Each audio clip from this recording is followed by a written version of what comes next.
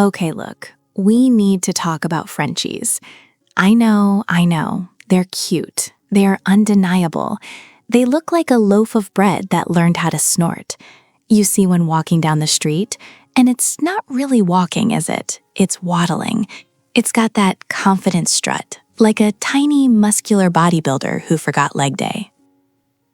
And you look at the face, smashed in. The ears, giant bats. But then you get to the back end, and where's the tail? Seriously, it's just this little nub, a bun. Maybe you've heard people say, oh, the breeder docked it. Nope, that's the crazy part. They come out of the box like that, pre-stubbed. And if you're like me, you've probably stared at that little wiggly stump and thought, why? Why does this dog end in a question mark? Well, grab a snack or a drink, maybe both, because the answer is weirdly complicated and a little bit messed up. It's a story about genetics, human vanity, and a spine that decided to play Tetris.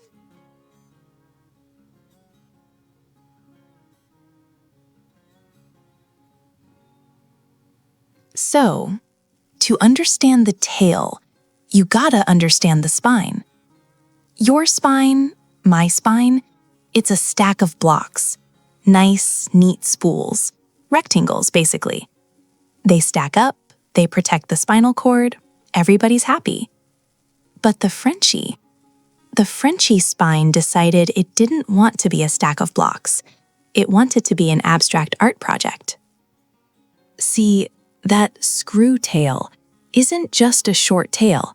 It's actually a spinal deformity. Yeah, sounds harsh, right? It's called, get ready for the fancy word, hemivertebrae. Hemi, like the engine? No, like half.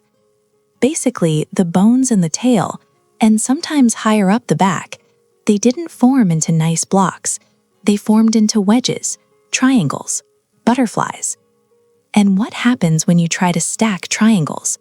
They don't go straight up. They curve, they twist. So the tail isn't just short. It's literally a corkscrew of bone twisted in on itself, buried under the skin and fur. That little pocket, that cute little divot, that's a bone spiral. And it's tight, like really tight, which leads to, well, we'll get to the gross cleaning part later. But the point is, nature didn't design that. We did. Or, well, we encouraged it. And the mechanism behind it is actually kind of fascinating.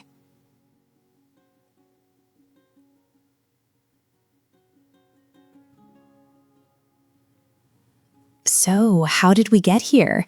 Did some Victorian dude just say, I want a dog that looks like a frog, and make it happen? Sort of. Historically, Frenchies were bred down from English Bulldogs, the toy version, the lap warmer for lace workers in Nottingham. They wanted small, they wanted compact.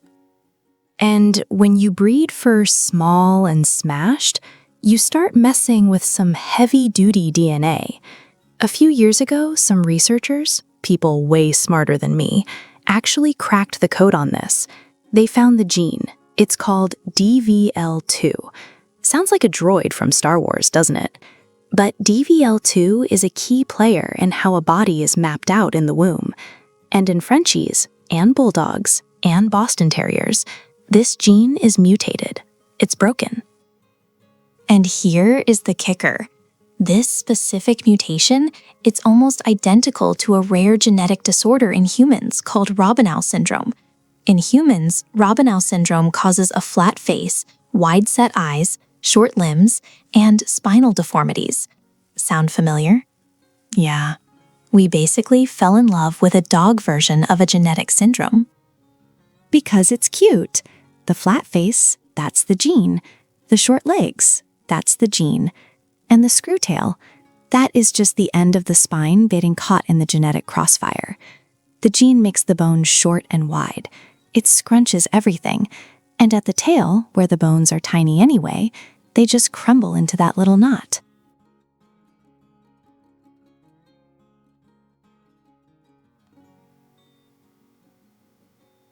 Now, I'm not trying to ruin your day. I'm not saying you shouldn't love your Frenchie. I mean, look at them. They sleep sitting up. They fart like grown men. They are hilarious creatures. But there is a price for the screwtail, and the dog pays it. Because that wedge shape in the bones, it doesn't always stop at the tail. Sometimes those wonky, triangular bones show up in the main part of the back, the thoracic spine. And if the curve gets too extreme, it's like a kink in a garden hose, except the water is your spinal cord and the hose is bone. This is why Frenchies can have such bad back issues, why they can lose feeling in their back legs, why you see so many of them in those little wheelchairs. It's not just bad luck, it's the blueprint. The same thing that makes the tail cute is the same thing that makes the spine fragile. And then there's the skin pocket. If you own a Frenchie, you know the struggle. That tight little screw creates a deep fold, a dark, warm, moist cave. Bacteria love it. Yeast infection out of a tail fold, right?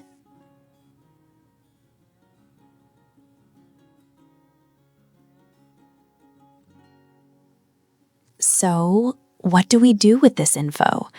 Do we cancel Frenchies? No, I mean, they're here, they're everywhere. They are the most popular dog in America for a reason. They fit in our apartments and they fit in our hearts. But we have to stop pretending it's normal. It's common, but it's not normal. The screw tail is a broken tail. It's a visual reminder that when we breed for looks, biology pushes back. If you have one, watch their back. Keep them lean, don't let them jump off the high bed, wipe the pocket.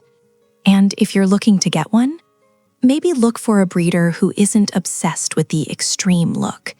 Because a slightly longer tail, a slightly longer nose, it might not win a ribbon at a dog show. But it might mean a dog that can run without wheezing and wag without hurting. And honestly, seeing a Frenchie actually wiggle a tail, even a little stump, is way cuter than a frozen cinnamon roll. Anyway, go hug your potato. Just be careful with his back.